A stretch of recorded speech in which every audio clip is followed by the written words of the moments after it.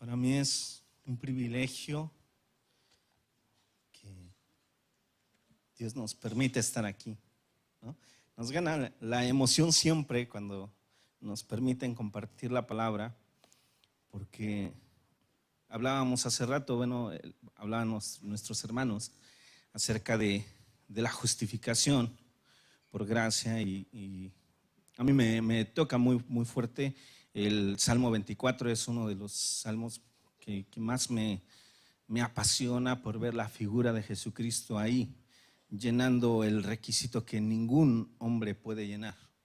Y me lleva a las palabras del apóstol Pablo a Timoteo cuando le dice: palabra fiel y digna de ser recibida por todos es esta, que Cristo Jesús vino a salvar a los pecadores, de los cuales yo soy el primero, ¿no? Entonces esa parte a mí siempre me conmueve hasta lo más profundo de mi ser, el entender que el Señor vino a salvar a este indigno pecador y que nos permite ese privilegio hoy de compartir la palabra del Señor ante su pueblo rescatado por gracia, ¿verdad?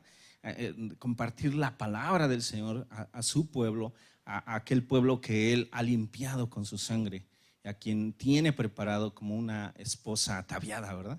Entonces para mí es un privilegio estar aquí, hermanos, un honor compartir la palabra para ustedes.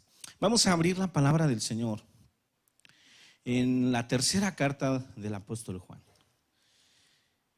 El tema que me corresponde es conocer la verdad es vivir en la verdad.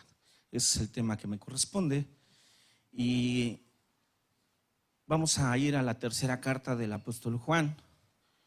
Es corta la carta, tiene nada más unos 15 versos y esperamos que el Señor nos vaya hablando a través de esta carta hermosa que el apóstol Juan le escribe a Gallo. Cuando ya lo tengan, pues vamos a darle lectura a la palabra del Señor. Dice así la palabra del Señor, acompáñame con su vista. El anciano a Gallo, el amado, a quien amo en la verdad.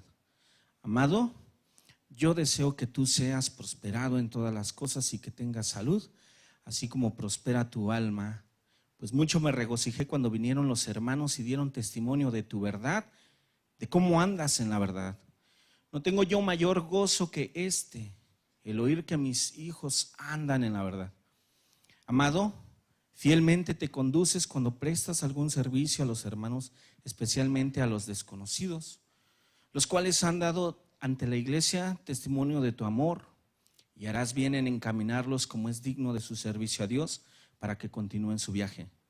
Porque ellos salieron por amor del nombre de Él, sin aceptar nada de los gentiles.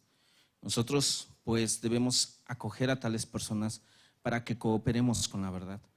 Yo he escrito a la iglesia, pero Diótrefes, al cual le gusta tener el primer lugar entre ellos, no nos recibe. Por esta causa, si yo fuere, recordaré las obras que hace parloteando con palabras malignas contra nosotros. Y no contento con estas cosas, no recibe a los hermanos, y a los que quieren recibirlos se los prohíbe y los expulsa de la iglesia. Amado, no imites lo malo sino lo bueno. El que hace lo bueno es de Dios, pero el que hace lo malo no ha visto a Dios. Todos dan testimonio de Demetrio, y aún la verdad misma, y también nosotros damos testimonio, y vosotros sabéis que nuestro testimonio es verdadero. Yo tenía muchas cosas que escribirte, pero no quiero escribírtelas con tinta y pluma, porque espero verte en breve y hablaremos cara a cara. La paz sea contigo, los amigos te saludan, saluda tú a los amigos, a cada uno en particular. Y bueno, el tema de conocer la verdad es vivir en la verdad, y nos lleva a entender lo que estaban hablando mi hermano Serafín, mi hermano Héctor, sobre la reforma. Hablamos de Martín Lutero, que se encuentra con una verdad, y al leer nosotros este tema nos lleva a ver un poco más atrás de la reforma, mucho más atrás. Es irnos a la primera iglesia, es encontrarnos con un apóstol, Juan, que ama a la iglesia, a quienes él les ve como hijos. Y la carta es escrita a Gayo, es como decir a Pepe. ¿Cuántos Pepes hay aquí? A ver. O como a Jorge, ¿cuántos Jorges hay aquí? Ni uno. Por ahí hay uno que otro, ¿verdad? O a Paco. No hay Pacos, por ahí hay. Son nombres muy comunes, ¿no? Pepe, Paco, Toño, Luis, ¿verdad? Entonces, la carta está escrita a Gallo, y Gallo era un nombre común, un nombre muy común en ese entonces. Era como ahorita pues, escribirle a Luis. ¿Cuál Luis? ¿Cuál de todos los Luises que hay en la congregación, en la iglesia? Pues así Juan le escribe a Gallo, pero específicamente a un Gallo, a un hermano de la congregación llamado Gallo, y le habla el amado. Pero bueno, dentro de lo que él está hablando, le dice, me da gozo saber que estás en la verdad. Y para mí no hay mayor gozo el saber que mis hijos están en la verdad. Entonces, esta parte sobre lo que el apóstol Juan está diciendo a Gallo es no solamente el regocijo de saber que está prosperando el hermano, no es solamente el regocijo de saber que está bien físicamente, de salud, que él está yendo muy bien en el trabajo, que los negocios están dando, que está bien gozando de salud plena, sino que la parte más importante es saber que está viviendo en la verdad. Esa parte nos lleva a analizar la verdad que se encontró Martín Lutero, nos lleva a analizar la verdad que vemos en la Reforma, esa verdad retomada por muchos a través del tiempo, pero nos lleva también a analizar cuál es esa verdad. En la Biblia de Ascunce hay un comentario acerca de esto, y dice el comentarista ahí, dice que a veces la verdad puede llenar tu inteligencia. Puede llenar tu inteligencia de verdades, pero esta de nada te sirve si no te está llevando a una vida verdadera en Cristo. Y esto es una realidad. Hoy en día las redes sociales se han encargado de difundirnos tantas verdades que ya no son desconocidas. Ya la verdad ya no está desconocida, la verdad todos la saben. Y nos lleva a ver que hoy, como se decía, a veces ya es un deporte la defensa de la verdad, ¿no? Ya se levantan grupos para defender, en defensa de la sana doctrina. Grupos que se levantan ahora a debatir la sana doctrina y las verdades bíblicas, a debatir teología, y el teólogo, claro, de escritorio, ¿verdad? Pero nos lleva a pensar esta carta, lo que el apóstol Juan le escribe a Gallo. Dice, no hay mayor gozo para mí que encontrar que mis hijos caminan, viven en la verdad. Una cosa es llenar la mente y la inteligencia, el intelecto con tantas verdades, pero todas estas verdades, ¿de qué te sirven si no las aterrizas? ¿De qué te serviría toda la inteligencia de la verdad y conocer todas estas verdades si no las aterrizamos en una vida verdadera, en el testimonio verdadero en Cristo Jesús? Ahí es donde entramos a esta parte de aterrizar la verdad en la vida del creyente. Y aterrizar la verdad en la vida del creyente, amado hermano, implica lo que se hablaba en el tema anterior, la justificación en Cristo Jesús, la regeneración del corazón del creyente, porque un corazón no regenerado no puede actuar, no puede llegar a nada. Y retomando algunas palabras que se decían, lo que no es agradar a través de obras, en el sentido de ganarte con las obras, una justificación, no, sino hacer las obras como fruto de agradecimiento. Y continuando con esta carta que vamos viendo, encontramos a dos personajes en esta carta, dos personajes que resaltan, Diótrefes y Demetrio. Y cuando nos metemos a pensar, ¿quién es Diótrefes? Nos preguntamos, ¿quién es Diótrefes? Y nos vamos a los comentarios, nos empezamos a documentar, ¿quién es Diótrefes? Y encontramos el contexto de esta iglesia en el que se escribe la carta. La carta fue escrita en los primeros años del cristianismo. Y la iglesia primera era gobernada por los apóstoles y ancianos que se establecían. De hecho, el apóstol Pablo le escribe a Timoteo y a Tito y le dice: para esto te dejé en Creta, para que corrigiese lo que estaba deficiente. Porque has de saber, hermano, que la primera iglesia tenía muchas deficiencias y carencias que quizás también nosotros hoy seguimos teniendo. Pero eran, en ese momento se trataba de corregir y era establecer ese conjunto de ancianos, establecer ese conjunto pastoral que estuviesen supervisando a cada congregación, porque eran supervisados a través de los apóstoles, quienes tenían que estar yendo personalmente a las iglesias, entregándoles a ellos doctrina y cartas y ministrando y estando llevando esa enseñanza.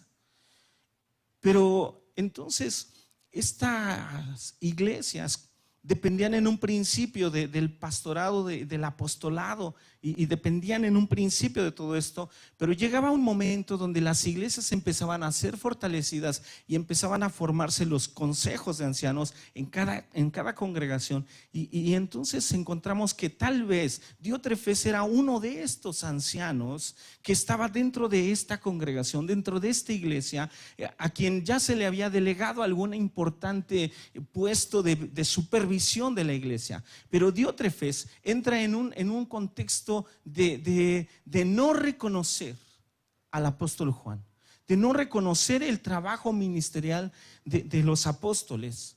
Y entonces Diótrefes entra en una dinámica de rebeldía ante la autoridad pastoral, como a veces suele suceder.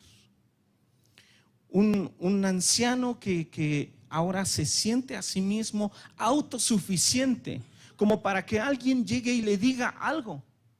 Un anciano que ahora se siente lo suficientemente capaz de llevar las riendas de la congregación y al cual no puede haber una supervisión. Diótrefes entra en esa dinámica y Diótrefes empieza ahora a azotar de una manera, por así decirlo en nuestras palabras modernas, psicológicamente a la iglesia. ¿Qué hace Diótrefes? Diótrefes recibe una carta del apóstol Juan y considera para sí mismo que no es necesario que se la lea a la iglesia, considera que no es necesario que lo dé a conocer, y entonces él desaparece la carta.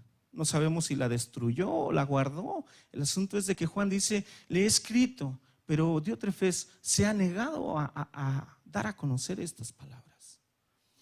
Encontramos a un Diótrefes que se molesta ahora por el contacto con otros hermanos, de manera que cuando vienen a visitar, él dice no, y no les recibe, empieza a cortar la comunicación de la congregación con otros hermanos del cuerpo de Cristo, y empieza a establecer una muralla en la que él dice no, y cuidado con que alguien lo reciba, porque entonces se las ve conmigo y lo expulso de la congregación.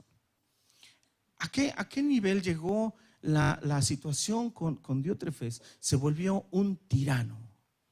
Qué duras palabras para hacer esto, pero es la realidad, hermanos.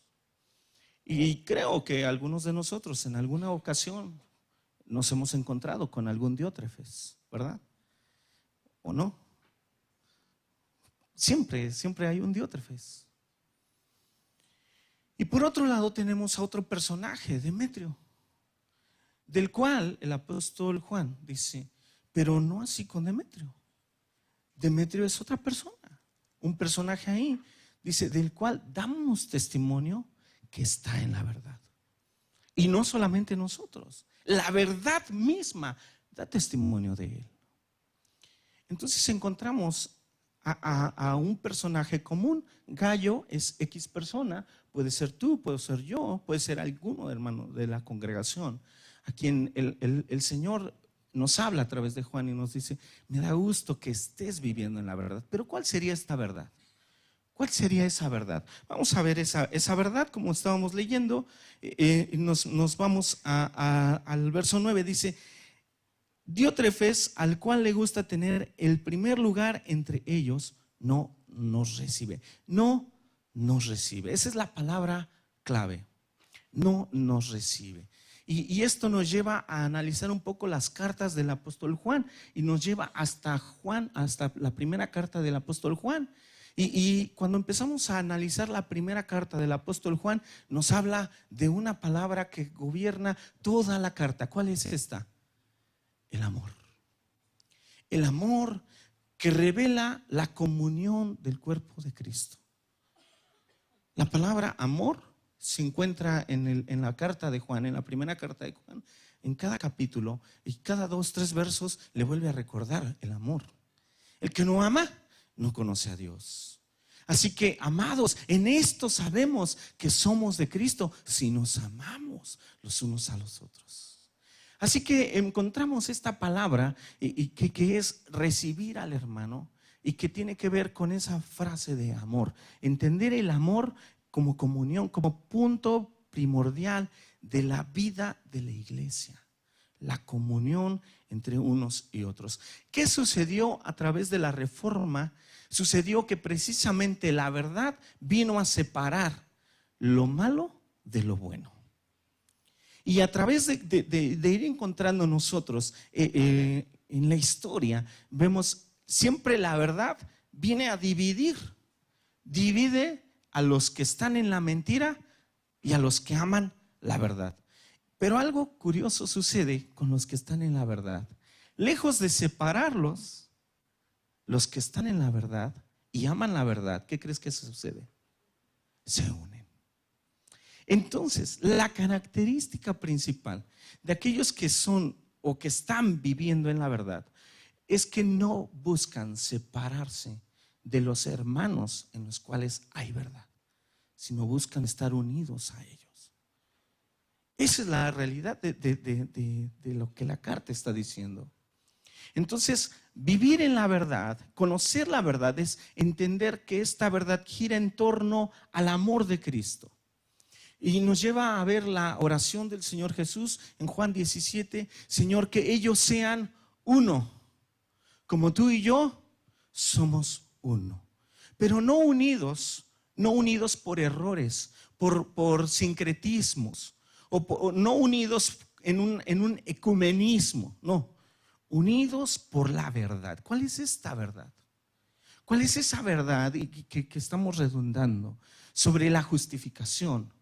La verdad importante es que Cristo vino a salvar a los pecadores. Cuando nosotros nos metemos a ver esta verdad, cuando nosotros empezamos a analizar esta verdad, nos damos cuenta que Cristo vino a salvar al más vil pecador. Y podemos definirnos cada uno de nosotros en esa parte de pecadores. Ninguno de nosotros fuimos rescatados por buenos. Ninguno de nosotros fuimos salvados porque hayamos merecido ser salvos. De hecho, cada uno de nosotros, para poder entender la salvación, debimos haber primero entendido que éramos inmerecedores de la salvación. Así que cuando nosotros empezamos a entender la salvación, empezamos por comprender cuán sucios y inmerecedores de esa salvación somos. Eso es lo que realmente nos va definiendo en esa verdad. Cuando el creyente o la persona que se dice creyente empieza a levantar un concepto erróneo sobre sí mismo, entonces en ese momento se empieza a hacer ahí, se empieza a formar un corazón como el de Diótrefes. Cuando el creyente empieza a pensar que es mejor que otro, entonces se empieza ahí a conformar el corazón conforme a Diótrefes. El apóstol Pablo se encuentra con un personaje semejante, Alejandro el Calderero. Puedes cambiarle el nombre, pero siempre va a haber alguien semejante a eso. Y el apóstol Pedro se encontró también con otros. Y así cada uno de nosotros podemos ir encontrando a lo largo del tiempo. Te vas a encontrar con 1 o 2 personajes, o 3 o 5 o 10 personajes. Pero entonces nos lleva a pensar, bueno, y la verdad central sobre el conocer y vivir la verdad no solamente va con reconocerte pecador, sino va a entender cuál es tu reacción ante la palabra de Dios, cómo tú respondes el llamado de Dios. Dios ya te llamó, Dios ya te regeneró, ya te rescató. ¿Cómo respondes tú a ese amor? ¿Cuál es la respuesta del creyente? Entonces esa pregunta se vuelve existencial en el cristiano. ¿Cómo debo de reaccionar yo? Porque has de saber que en estos tiempos que se empiezan a volver cada vez más peligrosos, todo el mundo dice conocer de Dios, como decía hace rato mi hermano Héctor, por una confesión. Yo confesé a Cristo y creo que ya soy salvo, ¿no? Y entonces hay una confusión en muchas personas que se creen o se dicen ser creyentes, pero en realidad nunca lo fueron. Que dicen creer al Señor solamente, o creen ser salvos solamente porque levantaron la mano al final de una reunión y pasaron al frente y repitieron una oración y dicen, ya, tú ya confesaste a Cristo, ya eres salvo. Y entonces mucha gente vive con ese engaño en sus mentes, creyendo que son hijos de Dios. De hecho, hay muchos de estos personajes que dicen de sí mismos, se dicen y se creen princesas o reyes del Señor. Y que declaran y que arrebatan, ¿no? Esas promesas y se creen a sí mismos portadores de todas esas bendiciones, pero que su vida no refleja en absoluto haberse encontrado con la verdad. Entonces, ¿cuál es la reacción del creyente que sí se ha encontrado en la verdad para con estas personas? ¿Cuál sería nuestra reacción? Porque hace rato mencionaba el pastor Serafín, no es que uno se crea algo y entonces ahora viene la soberbia de saber que ya creo en la verdad. Y entonces es ahí donde está la línea delgada de quién eres tú, cómo eres y cómo se refleja lo que eres. Cuando vemos nosotros en el verso 11 dice, amado, no imites lo malo, sino lo bueno. El que hace lo bueno es de Dios, pero el que hace lo malo no ha visto a Dios. Este texto es clave para entender cómo el creyente puede vivir ahora en la verdad. ¿Qué es lo que imita el creyente? Porque ciertamente como seres humanos nuestra conducta se va formando a través de lo que nosotros vamos viendo de otros seres humanos. Nuestra conducta está definida de esa forma. Aprendemos a hacer lo que vemos que otros hacen. Y prueba de eso es nuestra sociedad. Nuestra sociedad se conduce de esa forma. Vemos algo y lo aprendemos porque lo imitamos. Imitamos todas las conductas. Y en el creyente, en el cristianismo, hay exactamente conductas. O sea, eres lavado por la sangre de Cristo, eres limpiado por su gracia, eres justificado. Pero ahora viene entonces, ¿qué ejemplo vas a tomar? Y decíamos hace rato, bueno, el creyente tiene que ser transformado y conformado a la imagen de Cristo Jesús a través de la palabra. Y aquí viene una palabra que salió en la Reforma. Ecclesia reformata semper reformanda. ¿Cómo? Secundum verbum Dei. O sea, la iglesia reformada siempre se está reformando de acuerdo a la palabra de Dios. Entonces, el ser conformado a la verdad tiene que ver con esta parte. Tienes que analizar qué es lo que tienes que cambiar de tu vida, qué es lo que tú tienes que ver en tu vida para irlo transformando a la imagen de lo que te está hablando. ¿Quién te está hablando? La palabra de Dios. ¿Y cómo te habla? Que vayas abandonando las cosas que el viejo hombre ha tomado, viciado ya, y tienes que ir abandonando y desechando aquellas cosas que están viciadas de ti mismo, de acuerdo a ese viejo hombre, y ir transformando tu mente, renovándola en el conocimiento de Cristo, al carácter de Cristo. Y tal vez la mejor palabra para definir esa parte estaría en la escritura. Cuando vamos a Miqueas, vamos a leerlo, Miqueas, por favor. Este libro generalmente no lo leemos, ¿verdad? Porque como está medio escondido. De hecho, algunos no lo van a encontrar tan fácil. Porque como esas hojas están pegadas en su Biblia.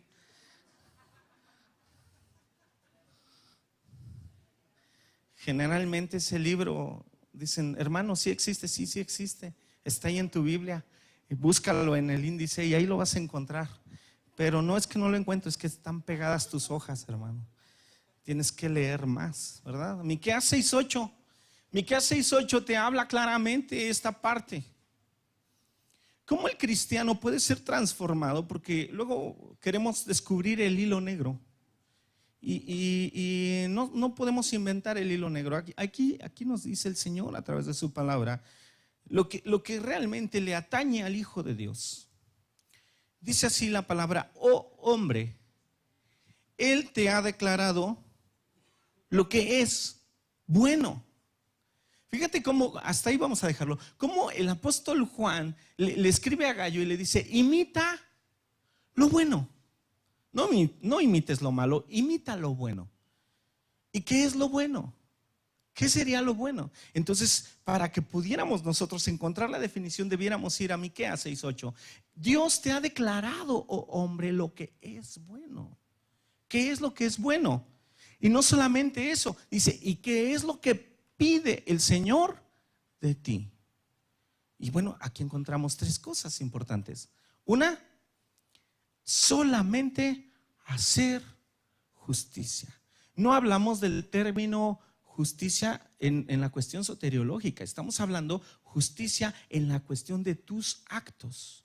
Que trates de hacer lo que es justo. Simplemente. Que le preguntes al Señor qué es justo. ¿Sabes qué es justo? El Señor lo define de otra forma, el Señor Jesucristo lo define de otra forma. Es que ames a tu prójimo como a ti mismo. Como no te gustaría que te hicieran algo, no lo hagas. Y como te gustaría que te trataran, trátalos. Entonces, de esa manera entrarías en ver cómo sería lo justo. ¿Qué sería lo justo? Y cuando empieza uno a ver sobre las cosas justas e injustas, yo quiero retratarte un panorama que sucede en la Ciudad de México. Venimos de allá. Y allá es muy común que pasen cosas que son injustas, que creo que aquí jamás se darían, ¿verdad? Por ejemplo, tú estacionas tu carro, pero te saliste tantito de la línea del estacionamiento. Entonces el otro saca su carro y te raya la puerta. Y en lugar de esperar a que venga el dueño o dejarle ahí su número para que puedan arreglarlo con el seguro, pues no está el dueño y nos veamos. Eso pasa allá. Yo sé que aquí no pasa eso, porque eso solamente es una cualidad de los del Distrito Federal, bueno, un defecto, ¿no? Y cosas como esas, que hay un video de una vecina de una delegación que llega, baja de su carro, se para en una esquina, en una banqueta, abre la puerta trasera y saca las bolsas de basura y se las pone ahí en la puerta de otra persona. Se sube, observa que nadie viene y se va. Y ahí le deja la basura, pues, para que el vecino le haga el favor de tirarle la basura. Eso no sucede aquí, espero, ¿verdad? Pero ese tipo de cosas son cosas que el mundo hace de manera egoísta, egocéntrica. Y precisamente la Escritura nos habla a nosotros sobre el hacer justicia, el actuar de manera justa y correcta. Generalmente cuando vas a pagar al cajero allá o en la caja, y a veces se le va el cambio a la señorita y tú le pagaste con un billete de 100 y te dio el cambio de uno de a 500. Y entonces mucha gente ve eso y no dice nada, se calla, se guarda el dinero y gracias, y se va, sin saber que ese dinero lo va a pagar la persona que está en la caja. Y entonces, ¿tú qué harías en esa situación? Porque allá lo que decimos es, ni modo, se le fue. ¿Para que no se pone lista? Ahora cada quien tiene que ponerse listo en su trabajo, ¿no? Entonces cosas como estas, que son el día a día, fíjate bien, son el día a día, revelan el vivir en la verdad. Revelan si estás viviendo en la verdad. Entonces, el hacer justicia no es simplemente como últimamente han salido los videos, ¿verdad? De los justicieros anónimos que le quitan la vida al asaltante y otros les aplauden, bravo, bravo, bravo. No, esa no es hacer justicia. Hacer justicia es actuar de la manera más correcta para no afectar a nadie, como no te gustaría que te afectara a ti. Entonces el hacer justicia es algo que el Señor le pide al creyente. Eso es lo que Dios te está revelando. Actúa de manera justa. Cuando se acercaban con Juan el Bautista, se acercaron con él algunos de los centuriones y le decían, ¿qué haremos? No extorsionen a nadie. Era la respuesta tan simple. Hagan su trabajo, cuiden verdaderamente de la población y no extorsionen a nadie. Eso se lo decía en este caso como si fuese hoy a los policías de hoy en día. Sería como una petición imposible, ¿verdad? Sobre todo en estos tiempos de la extorsión. Entonces, imagínate sobre lo que realmente pide el Señor al creyente y lo que Juan le está diciendo a Gallo. Imita lo bueno, hermano. Haz lo justo, haz lo correcto. Nada más. No quieras ganarte la bondad de la gente. Simplemente haz lo que es correcto. Luego sigue diciendo aquí, amar la misericordia. Y amar la misericordia significa que tengas compasión por el débil, que sientas en tu corazón que se conmueva de ver la situación de aquel que en alguna circunstancia puede llevarla de perder, por así decirlo. Amar la misericordia es sentir compasión, y no me estoy refiriendo a que salgas a la calle y le des monedas a cada persona que está pidiendo en una esquina. No, amar la misericordia es que tengas el entendimiento, lo que hace rato mencionaba el pastor Serafín. Si tú ves que tu hermano no tiene el entendimiento teológico que tú tienes, es que tengas compasión y misericordia para comprender y entender en madurez que todavía le falta conocer a tu hermano. ¿Sí te das cuenta de eso? Es más que simplemente ir y repartir bondad. No. Amar la misericordia es que sientas compasión por aquel que en algún momento está en una situación diferente a la tuya y que tengas el entendimiento de que a ti te rescató Dios. ¿Sí me explico? Es, por ejemplo, ver a un pecador y tú lo ves y te sientes muy santo, ¿no? Pobre pecador. Pero se te olvida entonces que tú estuviste de aquel lado, que eres rescatado por misericordia.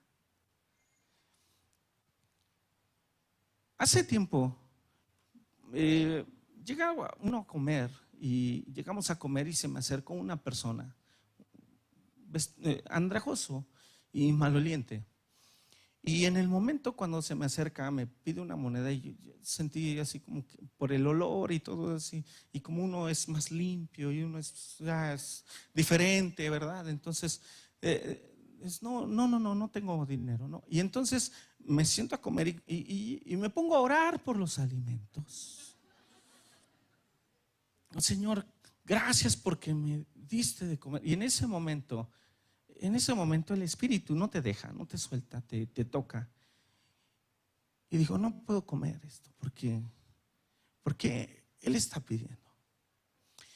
Y entonces agarro mi plato y me acerco con Él. Y hasta donde iba mi intención era simplemente darle la gordita que me iba a comer yo. Y le doy el plato. Y él agarra el plato, se sonríe Era un muchacho que estaba enfermo de sus facultades. Se sonríe. Y mi intención solamente era darle el plato y darle la mano. Cuando le doy el plato, él me abraza. Uf. Y quiero que sepas algo. Me dio una lección el Señor con eso, muy grande. Ya no pude ni comer. Ya no paré ni de llorar. Ante tal muestra de aprecio y de afecto de una persona así. Yo regresaba en el carro, iba llorando. Iba recordando que nosotros delante de Dios estábamos más malolientes que ese hombre. Y Él se quitó sus vestidos reales y nos vistió de misericordia. ¿Y dónde nosotros dejamos esa misericordia? ¿Dónde nosotros nos olvidamos? ¿En qué momento del camino se nos olvidó que nosotros estábamos así? Y esa era la amargura de mi corazón. ¿En qué momento, Señor, dejé de verme a mí mismo como un andrajoso para pensar que sería mejor que Él?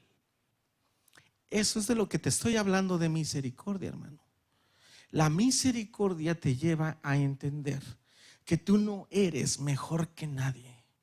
La misericordia te lleva a entender que tú no eres más fuerte que nadie, no eres más maduro que nadie, no eres más nada que nadie. Eres exactamente igual que el homosexual, que la ramera, que el ladrón, que el hechicero, que el idólatra. Eres exactamente igual. La única diferencia fue que Jesucristo se quitó su manto de justicia y te lo puso a ti. Eso es amar la misericordia. Y por último dice, y humillarte ante tu Dios. Y te está hablando aquí la capacidad de tener que doblegar tus rodillas y decirle: Señor, perdóname por quién soy y por cómo soy. Y me llevaba al texto de Job 42, ¿no? Donde leía a mi hermano Serafín. Me aborrezco a mí mismo. Me aborrezco a mí mismo por lo que soy. Y yo te pregunto, hermano, esa parte del aborrecerse a sí mismo es más que simplemente un concepto teológico, es algo que debe de ser vivencial en cada creyente. ¿Cuánto te aborreces a ti mismo?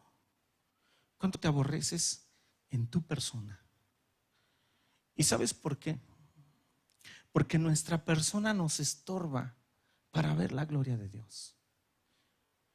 Mientras nuestra persona sigue viva, nuestra persona nos estorba ver la misericordia de Dios. Porque seguimos encumbrados nosotros, seguimos ahí en el centro de atención, somos nosotros ahí. Y mientras nuestra persona está ahí, nos impide ver la misericordia de Dios con nosotros, nos impide ver su gracia, nos impide ver su poder, su magnificencia, su gloria. Es como querer tapar el sol, el resplandor del sol con un dedo, ¿no? Pero tú eres el dedo. Quieres tapar la gloria del Señor con tu persona. Eso es cuando la persona entra en ese estado de soberbia y le impide humillarse, le impide reconocer esa grandeza del Señor. Y entonces estas tres cosas que aquí escribe, que le inspira el Espíritu a Miqueas, que le revela el Señor a Miqueas, que es lo que el Señor pide. No solamente en ese momento se lo dice a él, sino esto va escrito para nosotros. ¿Qué es lo que pide el Señor de ti? Solamente estas tres cosas. Estas tres cosas son de las que está hablando aquí Juan. Cuando tú empiezas a estudiar la carta del apóstol Juan, te vas a encontrar con que es recibir a los hermanos, ser hospitalario con ellos, es precisamente aplicar la justicia, ser justo con ellos y ser misericordioso con los hermanos y estar humillado delante del Señor por su grandeza, por lo que Él te permite hacer. Porque has de saber que si tú estás haciendo todo esto y te dicen, ay, no falta quien se acerque y te dice, ¡ay, qué buena persona eres! ¿Verdad? Y entonces obviamente cuando te echan la monedita a ti, ¿verdad? Y suena ahí la moneda que cae para ti, esa gloria se la robamos a veces al Señor, decir, así es que sí, pues Dios está actuando en mí. No, no, no, no, esa parte es decir, entender. Yo les digo una frase, siempre la repito, porque me encanta esta frase. No sé, alguna vez salió, no es que uno sea inventor de frases, ¿verdad? Pero salió. ¿Y cuál era esa frase? Salió en una clase que estábamos dando y para ilustrar esto yo les decía, hermano, mira, si tú puedes ver algo bueno en mí, no soy yo, es Cristo el que está morando en mí. Porque si tú puedes encontrar también algo malo en mí, felicidades, ya me conociste. Ese soy yo, el que te defraudó, el que te quedó mal, ese soy yo. Pero si puedes ver algo bueno, no te engañes, no soy yo, es Cristo el que está morando en mí. Entonces, esa es precisamente la parte de entender lo que el apóstol Juan le está hablando a Gayo. Y ahora yo pregunto, tú hermano, tu hermana, ¿tú eres Gayo? Yo soy Gayo. Creo que está hablándonos a nosotros y nos está haciendo entender el amado. Porque has de saber que fuimos amados por el Señor. De hecho, nadie le amaría a Él sino antes porque Él nos amó primero, ¿verdad? Así que tú y yo somos ese Gayo, Pepe, Paco, Luis, a quien el Señor amó y nos escribe y nos dice, sí, está bien que te vaya muy bien, pero el deseo es que estés en la verdad, que te cimentes en la verdad, que estés en la verdad. ¿Sabes por qué el Señor llamó a Lutero, a Calvino, a Zwinglio y a todos ellos? ¿Por qué el Señor los llamó? Para vivir en la verdad. El Señor tuvo misericordia de ellos y la tuvo de nosotros, pero has de saber que ellos solamente fueron los instrumentos que Dios usó, pero Dios pudo haber usado a cualquier otro. A final de cuentas, Dios quiso que así fuera, llamarlos a ellos, pero el propósito es que tú y yo estuviéramos hoy aquí reunidos para hablar precisamente qué es lo que Dios pide de ti, qué es lo que Dios quiere hacer de ti. No es solamente llenarnos más de más conocimiento, no, es aterrizar el conocimiento de la verdad en la verdad, a vivir en la verdad, a ser transformados de gloria en gloria en la imagen de aquel que es la verdad, que es Cristo. ¿Qué te parece si nos ponemos de pie y le decimos, Señor, yo quiero ser transformado a esa verdad? Señor, te agradecemos en esta noche, este tiempo. Hablar de toda esta palabra que nos permites es un privilegio, Señor. Pero todo esto nos lleva a pensar en el amor, en la gracia, en la misericordia. Señor, hoy delante de ti ponemos nuestra vida, Señor. De nada nos sirve llenarnos de conocimiento, Señor, si no somos transformados a esa verdad. De nada nos serviría, Señor, celebrar 500 años de reforma si nuestro corazón no ha sido reformado. De nada nos serviría congregarnos en una iglesia de sana doctrina si no la estamos llevando a cabo, Señor. Es decir, que tu disciplina nos insta a vivir de acuerdo a esta verdad, Señor. Que cada uno de nosotros podamos ser tocados en nuestro corazón por tu Espíritu, Señor, transformados, llenados de Él, de tal forma que seamos transformados, moldeados al carácter de Cristo. Que estas tres cosas que aprendimos de Miqueas, Señor, hacer justicia, amar la misericordia y humillarnos delante del Señor sean el objetivo principal de nuestra vida, la característica primordial de nuestros estudios, de todo lo que hacemos, de lo que motiva nuestra vida cristiana el día a día, el vivir, el levantarnos, el caminar, el trabajar, el congregarnos, todo esté basado, Señor, de acuerdo a este principio fundamental, Señor. Gracias, Señor, por este tiempo y porque nos permites este momento, Señor, y esta comunión con la iglesia. En el nombre de Jesús. Amén. Dios les bendiga, hermanos.